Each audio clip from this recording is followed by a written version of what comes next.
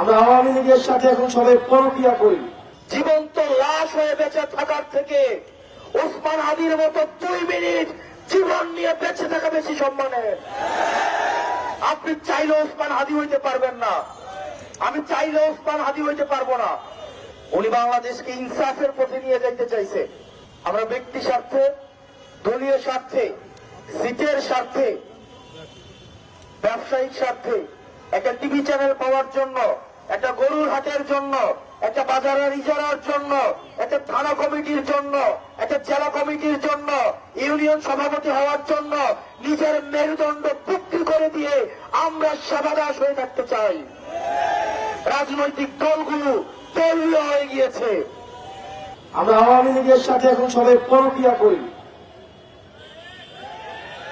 বিশ্ববিদ্যালয়গুলোতে এসে আওয়ামী লীগ এখন মিছিল করে, মিটিং করে।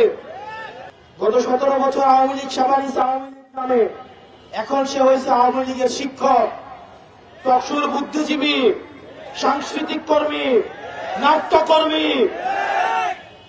ফ্যাসিস্টের কোন ধরনের বাংলাদেশে কোন স্পেস হবে না, সে যেই নামেই থাকুক না কেন। এখন যে গুলশানের জাতীয় পার্টি নামে এই কুলাঙ্গাররা আবার ঐক্যবদ্ধ হচ্ছে।